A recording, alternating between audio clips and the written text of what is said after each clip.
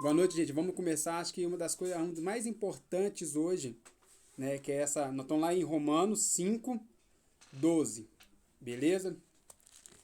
Então vamos ler aqui, depois a gente vai trocar uma ideia. Aqui começa assim: o pecado e a graça.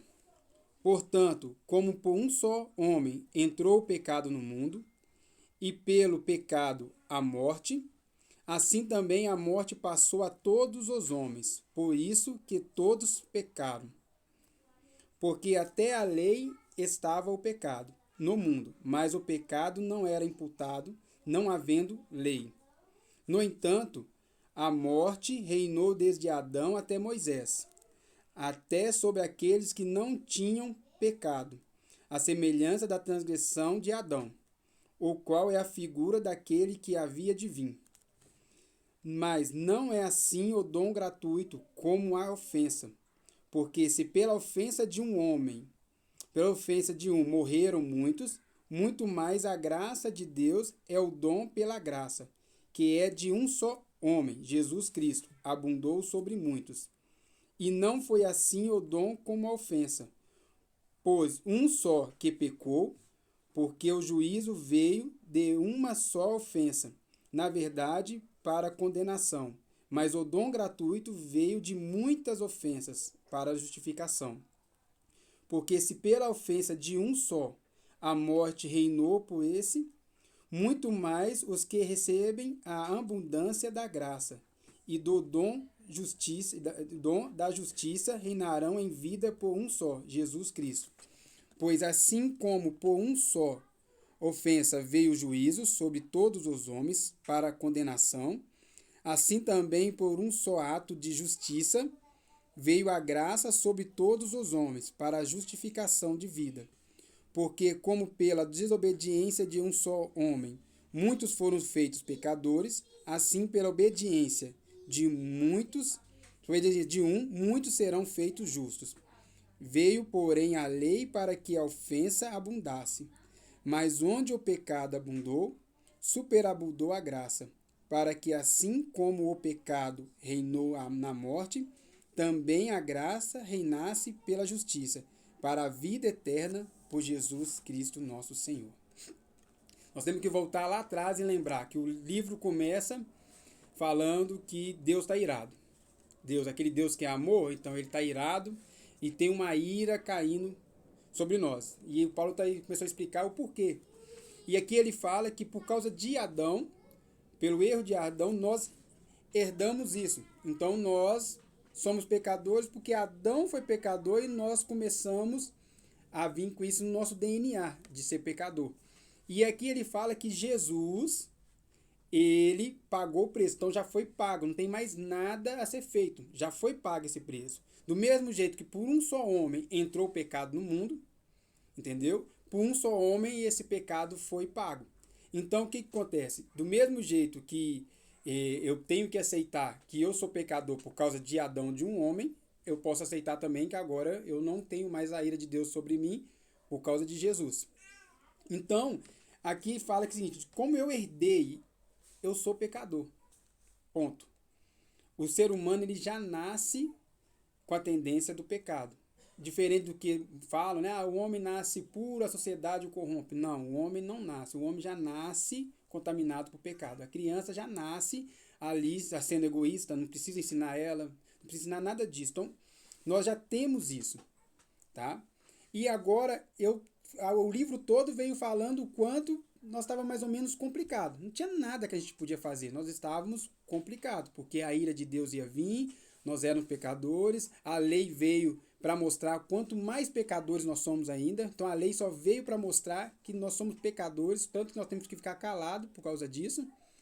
E como resolver? Aí aqui Paulo vem e dá a boa notícia que já foi resolvido. Jesus, ele pagou o nosso preço, a ira de Deus caiu sobre ele. E agora eu só preciso entregar minha vida para ele. Aí que tá.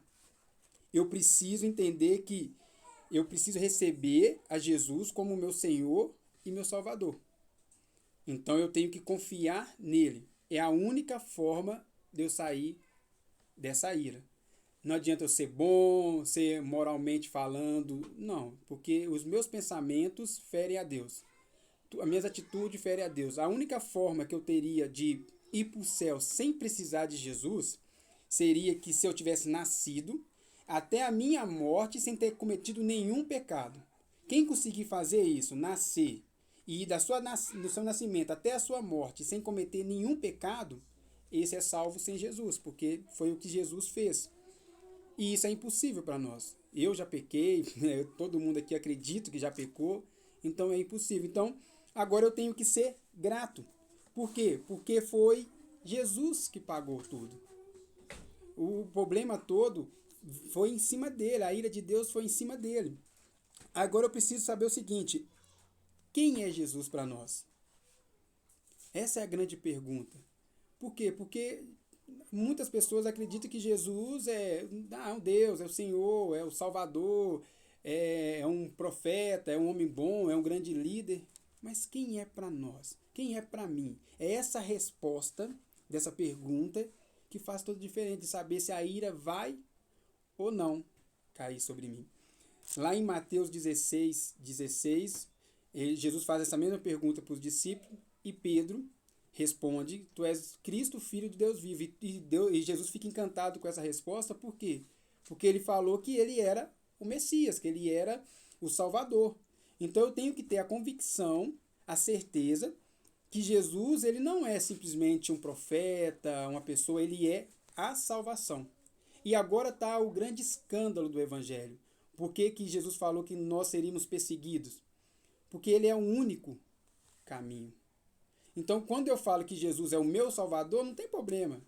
As pessoas aceitam de boa. Mas quando eu falo que ele é o único Salvador, aí nós temos um problema. Porque aí eu estou falando que as outras religiões que não acreditam em Jesus não vão ser salvas por ele. E aí está o grande problema do Evangelho. E que hoje a gente tenta disfarçar, a gente tenta fazer um Evangelho mais light, um Evangelho mais... Todos nós somos filhos de Deus. E aqui nós aprendemos que nós não somos filhos de Deus. Nós fomos agora pagos e comprados por ele. Entendeu? Então, existe uma ira que ela caiu em Jesus e eu só vou escapar dessa ira na minha morte se eu entregar a minha vida para ele. E aí, eu entreguei minha vida para Jesus. E agora? Como que eu vou viver? Isso manda tudo. Não é as minhas boas obras que diz que eu vou ser salvo. É por eu ser salvo que eu começo a ter obras. Porque como que eu entreguei a minha vida para ele e vivo de qualquer maneira? E pior, como que eu posso amar esse mundo do jeito que nós amamos? Nós somos apaixonados por esse mundo, tanto que as nossas orações é para pedir por coisas para cá. A gente quer viver nesse mundo. E esse mundo, ele me faz pecar. Por quê? Porque enquanto eu estiver nesse mundo, eu não vou conseguir viver uma vida justa, 100% justa. Ser santo é diferente. O que é ser santo? Ser santo é ser uma pessoa separada para Deus. Isso é santo, tá? Então eu sou santo porque eu sou separado para Deus. Mas infelizmente, por eu viver ainda nessa terra, eu cometo pecados. Eu cometo pecado em forma de pensamento, em atitudes, e isso fere ao meu Deus. E isso deveria me deixar muito triste, que é diferente do remorso. O remorso é só... Mas não, eu deveria ficar muito triste. Por quê? Porque eu não quero fazer isso mais. Eu não quero pecar mais. Por quê? Porque eu entendi que foi um preço pago porque eu merecia o inferno. Então o problema é esse, a gente não entende que, segundo a Bíblia, o ser humano merecia o inferno. Entendeu? E nós merecemos por quê? Porque o nosso pecado nos afasta de Deus. Nós não conseguimos morar a eternidade com ele, porque ele é santo, santo, santo. Que é o quê? Santíssimo. E para morar com um ser santíssimo, eu precisaria ser santo também. E ser santíssimo, não ter pecado. E por eu não conseguir viver uma vida sem pecado, eu merecia o inferno, que é a separação de Deus. E aí o próprio Deus resolveu esse problema. Então agora eu deveria ser muito grato. Entendeu? Eu não consigo entender uma forma de pensar onde eu acho que eu ainda posso exigir alguma coisa de Deus. Onde eu posso fazer uma oração exigindo. Onde eu posso ir para a igreja e entregar o dízimo, por exemplo. E entregar o dízimo e falar, agora, Deus, ó, você tem que abrir a janela dos céus. Eu não consigo entender isso. Por quê? Porque segundo o que nós lemos até agora, eu merecia o inferno. Eu não vou mais para o inferno, porque ele fez tudo. Eu deveria entrar, quando eu for conversar com ele, de cabeça baixa, falar, Deus, se eu puder te pedir mais alguma coisinha. Agora, nós temos um cristianismo que nos ensina que Deus é nosso Pai, que nos ama e que tem uma vida boa para nós e que tudo vai dar certo e não, e que Deus é amor, tá, ele é amor e ele também é justiça. Por ele ser amor e ser justiça, a ira dele vai ter que cair. Ele não pode, tem uma ira vindo. Então agora eu tenho que entregar, por isso que Paulo já começa a carta lá atrás falando, eu, Paulo, servo, escravo. Eu já não vivo minha vida do jeito que eu quero viver mais. Eu já não posso viver minha vida de qualquer maneira. Por quê? Lembrando, não são as minhas obras que me faz ganhar a salvação. Mas uma pessoa salva, ela tem que ter obras. Porque eu mudo minha atitude. Porque agora eu faço a vontade dele. Ou ele não é Senhor na minha vida. E quando eu entendo esse amor, tudo o resto que eu faço, eu não faço porque eu acho que eu mereço. Eu faço porque eu não mereço. Eu faço porque eu amo ele. Eu não merecia.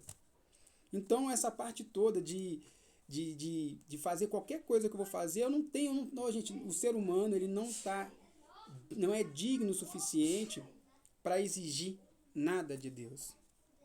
E ele mesmo assim, eu não estou falando que ele não faça, pelo contrário. Ele faz e faz muito. Ele tem promessa, a Bíblia é cheia de promessa. Tanto lá ele fala que se buscar primeiro o reino de Deus e a sua justiça, as demais coisas que ele cita, uma lista de coisas, tudo aquilo ali ele promete que ele não vai deixar faltar. Mas nós vivemos um evangelho onde eu acho que eu sou merecedor do céu, por isso que eu levo uma vida de nariz em pé, achando que o resto tudo vai para o inferno, porque eles não são merecedores como eu. Entendeu? E eu levo uma vida de filho igual fosse um filho de hoje, que chega no pai e exige por ser filho. A única passagem que mostra de alguém exigindo alguma coisa foi o diabo com Jesus, testando Jesus. Se você é filho de Deus, sim. Então nós temos que entender que hoje nós precisamos ter temor. E o temor nos leva a amor. E aí eu preciso conhecer. E quanto mais eu conheço a Deus, quanto mais eu conheço a sua santidade, mais eu percebo o quanto eu não consigo ser santo. Quanto eu não consigo viver sem pecado. E quanto mais eu entendo isso, mais eu entendo que ele me amou. E mais eu sou grato. Nós deveríamos viver uma vida de gratidão. Uma vida de renúncia. O evangelho é renúncia. Todo o evangelho que te ensina que você não precisa renunciar a nada, não é evangelho de Cristo. Está lá em Mateus 16, 23. Que ele fala que é aquele que quiser vir após mim, negue a si mesmo. Carregue a sua cruz e me siga. Aquele que tentar ganhar a sua vida, vai perder. E aquele que perder a sua vida por amor a mim, vai ganhar. O que ele está falando aqui? Ele está falando que essa vida que nós estamos passando aqui não é nada. Que nós temos uma vida de verdade. Essa aqui é só uma vida de mentira. E a gente acha que é o contrário. Que aqui nós estamos vivendo uma vida de verdade e no céu vai ser uma vida diferente.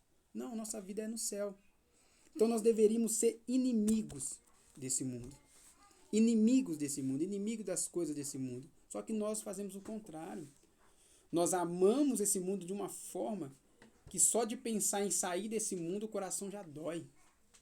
Nós queremos muito a salvação, nós achamos que merecemos ser salvos porque eu sou pessoa boa, cara. Eu vou na igreja, eu dou dízimo, eu dou oferta, eu dou primícia. Por que eu não mereço ser salvo? E aí a gente ama esse mundo. E nós não estamos aqui para amar esse mundo. Nós estamos aqui para odiar esse mundo. Por quê? Porque esse mundo me faz pecar. Esse mundo me faz trair o Deus que me amou primeiro. Então, não que eu não possa levar uma vida normal aqui, mas não deveria ser essa vida tão apegada como a gente vive hoje. Cara, nós vivemos idênticos a quem está no mundo. Os nossos planos são os mesmos, os nossos sonhos são os mesmos. As nossas preocupações são as mesmas. Não muda nada. Não muda nada. Se você pegar e conversar com um amigo seu que não entendeu essa verdade aqui, que não entendeu que foi salvo, não entendeu que tem uma vida por vir, cara, ele vai falar os mesmos problemas que o seu. E isso deveria dar um temor. Gente, a gente deveria entender que, primeiro, que as pessoas próximas da gente, que não entendeu essa verdade, que não entregou sua vida para Jesus, ela vai passar uma eternidade no inferno. Cara, como que eu bebo café tranquilo? E eu tô falando de pessoas que eu amo. Agora imagina quem eu não amo. Sabe, aquela sede de justiça, ter misericórdia. Nós levamos nossa vida, a gente não preocupa nem em pregar o evangelho, por quê? Porque não precisa, todo mundo conhece de Jesus. Aí nós fazemos plano, nós vamos na igreja e oramos para nós mesmos. Nós oramos buscando coisas para nós mesmos. A nossa oração é sempre Deus faz alguma coisa para mim. Ou abençoa alguém da minha família, ou abençoa a minha saúde, só para nós. Nós temos mais planos com as coisas aqui da terra do que com as coisas do céu. A gente praticamente não tem nem plano. Deixa para combinar quando a gente morrer. Sabe?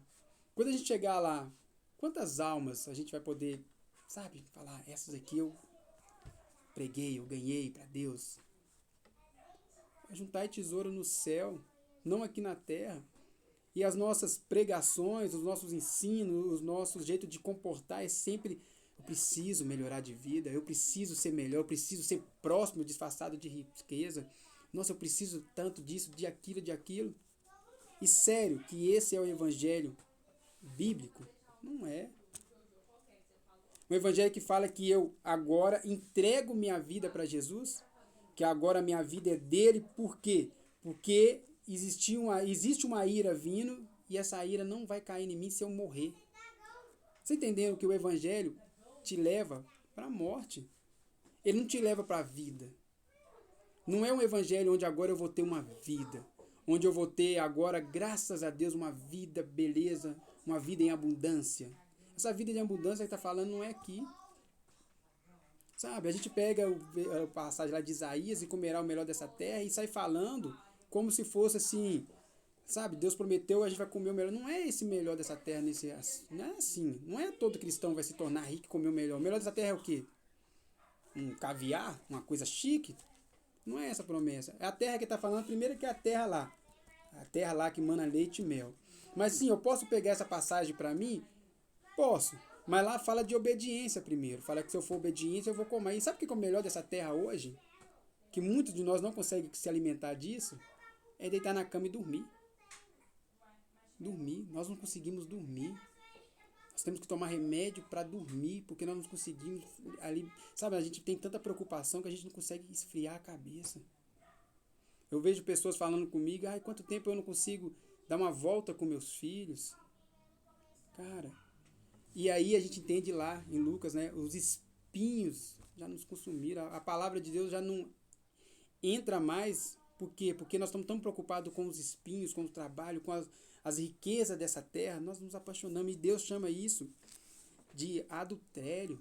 Por quê? Porque nós somos a noiva dele. E é uma noiva apaixonada por esse mundo. E o pior, nós queremos a riqueza que ele tem para gastar com esse mundo, com o nosso amante. Com o nosso amante. Nós queremos tanto, sabe, viver uma vida tão boa aqui. E isso é um adultério espiritual. Eu estou negando a Deus. Então temos que entender que não tem outra forma de evangelho senão entregar a minha vida. E como que eu faço? Agora eu entrego a minha vida, agora eu busco na palavra. Gente, se a gente não busca na palavra, se a gente não estuda a palavra, como que eu vou saber que eu estou vivendo o evangelho certo? No final dos tempos, nós estamos vivendo já. O perigo de todos se chama apostasia, engano. Não é marca da besta, rumores de guerra. Não é isso que eu devia me preocupar. Eu devia me preocupar que ele falou que vamos viver enganos. E quem garante que você, que eu não estou vivendo um engano? Que eu já não abandonei a verdadeira fé? A apostasia é isso, é viver uma fé falsa. Hoje é uma fé que agrada o meu ego, sabe? O meu eu. aquela pregação que fala o que eu quero ouvir. Ai, o quanto eu vou ser próspero e feliz nessa terra. Que pregação que é essa que fala que você merecia e merece, na verdade, o inferno? Só que pelo amor e misericórdia de Deus, ele entregou seu filho para que você consiga escapar desse inferno. A gente nem fala de inferno mais. A gente não fala nem de céu, porque parece que o céu é aqui na terra. A gente fala de quanto nós vamos ser felizes aqui na terra. Gente, vamos observar as nossas orações e os nossos planos. Quais são os planos que tem a ver com o céu? Quais são os planos que tem a ver com ganhar almas e pregar o evangelho, de receber poder? Cara, sério, a gente vai ver tanto na Bíblia quanto na história da igreja, tanta pessoa, tanto poder, parece que acabou isso. E a gente não se incomoda com isso. Sabe, a gente quer o Deus de Elias, mas ninguém quer ser Elias. E isso dói meu coração, sabe? Por quê? Porque nós estamos muito apegados a essa terra, a ponto de praticamente esquecer o céu. Sabe, nós somos tão apegados nessa terra que a gente não faz nem falta no céu. Qual falta que a gente faz para o céu, para o reino de Deus? O dia tem 24 horas, dessas 24 horas, eu não estou falando de orar e buscar, mas o que eu faço? Eu não estou falando nem de trabalhar na igreja, não, gente. Eu estou falando pro reino mesmo. As almas perdidas, as pessoas que estão aí, as pessoas da minha família, que eu não tenho, eu não tenho chamar, eu não consigo sair pregando, mas as pessoas da minha família que estão se perdendo. Cara, eu peguei, sabe, não se esconde, né, uma luz numa cidade iluminada, a gente pegou essa luz e escondeu. Não, é meu, eu estou salvo, é meu. E seu pai? Azar, não, deixa pra lá, é meu. E seus irmãos? Não, tô nem aí não, é meu. Por quê? Porque nós esquecemos que nós não somos merecedores. Por isso que é uma graça. A graça não é porque é de graça e agora eu não preciso mudar na minha vida. Cara, essa graça custou muito caro. E pra mim também vai custar caro. Porque para eu obter a graça, custa a minha vida. Esse é o preço da graça. A graça tem um preço. A graça não é de graça. A graça custa a minha vida. E aí eu olho, custou alguma coisa para mim na minha vida? Não custou nada. Eu simplesmente aceitei, talvez batizei e levo a minha vida normal. Por quê? Porque agora eu sou filho de Deus. E nós temos que entender que qualquer evangelho que é pregado, que não te leva para a cruz, que não te leva para a morte, junto com Jesus, que não tem um novo nascimento, que não tem uma nova criatura, se você continua sendo a mesma pessoa, com os mesmos defeitos, simplesmente parou de fazer alguns pecados, será que você é salvo? Será que você tem mesmo o Espírito Santo? Daqui mais para frente nós vamos falar, mas é uma mudança de mente. Eu me arrependi dos meus maus caminhos, entreguei a minha vida para Jesus e hoje eu levo uma vida nova. Infelizmente, eu ainda vou ter que tropeçar porque eu estou nesse mundo caído. Mas toda vez que eu tropeço, eu não levo uma vida assim, eu não posso pecar, eu não posso mentir, eu não posso adulterar. Porque isso é mentira. Esse não posso é só um jeito, eu não quero. Quando eu não quero fazer uma coisa, é diferente, porque aí, se por um acaso eu faço, eu sinto mal, porque eu não queria fazer, não é porque eu não posso. Eu não posso, mas fazer o que aconteceu, eu fiz. Então, por amor, eu não quero. Por isso que Paulo fala, tudo posso, mas nem tudo me convém. Não é mais, o cristianismo não é mais um livro de regras, o que eu não posso fazer. Eu não posso. É um livro de amor, eu não quero. Eu não quero ser essa pessoa mais. Eu não quero ser esse cara grosso mais. Eu não quero ser esse mentiroso mais. Eu não quero mais trair a minha mulher mais. Eu não quero mais mentir mais. Eu não quero ter esses pensamentos que eu tenho mais. Eu quero amar mais. Eu quero preocupar com as pessoas mais. Eu quero ter mais misericórdia. Eu quero olhar para o perdido e falar como. Eu não quero achar que eu sou merecedor. É eu que não quero. Isso é entregar. Do mesmo jeito que Jesus entregou a sua vida, o evangelho não é por obrigação. Não adianta botar uma arma na minha cabeça e falar, aceita. Não vai funcionar. Por quê? Porque eu preciso pegar a minha vida e entregar ela na cruz. Aí se eu entrego a minha vida na cruz, aí é porque agora eu não quero mais ser a mesma pessoa. Eu não quero. Não é porque eu não posso, é porque eu não quero. Aí agora eu entro no processo de santificação. E agora eu me transformo. E vou me transformando na imagem de Cristo. E aí, igual nós falamos, vai vir as tribulações, vai vir, sabe? As coisas que vão me fazer ficar mais... Por quê? Porque eu não quero mais ser o velho homem. Não é porque eu não posso. Então, gente, para a gente acabar, a gente precisa entender nessa noite que eu não sou merecedor. Que eu merecia o inferno. Eu merecia ser separado de Deus. Eu merecia essa morte que tem para muitos ali. E eu consegui, porque Jesus morreu por mim e eu consegui achar. Então, o meu dever é levar essa graça para o maior número de pessoas que cruzarem o meu caminho. E quando eu orar a Deus, eu devo orar com um espírito de gratidão. Não com apontando o dedo e falar. E tudo que eu fizer deve ser por gratidão, por amor, sabe? E mesmo que ele vai me recompensar, porque Deus é maravilhoso, o meu pensamento não é. Porque se Deus não... Deus prova o seu amor através de Cristo. Então, o que ele tinha que fazer para provar que ele nos ama, ele já fez. O carro, a casa, a saúde, isso tudo aí, ele faz se ele quiser. E se não quiser, é consequência da vida. Porque o que ele precisava fazer para provar o seu amor, ele já fez. Ele entregou o seu filho. Agora, o que eu preciso fazer para provar o meu amor é entregar a minha vida. Então, irmãos, vamos meditar nisso nessa noite.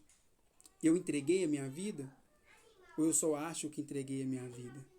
Verdadeiramente, eu não quero mais fazer as coisas que eu fazia antigamente, ou eu acho que eu não posso mais fazer? Eu estou me transformando numa pessoa diferente?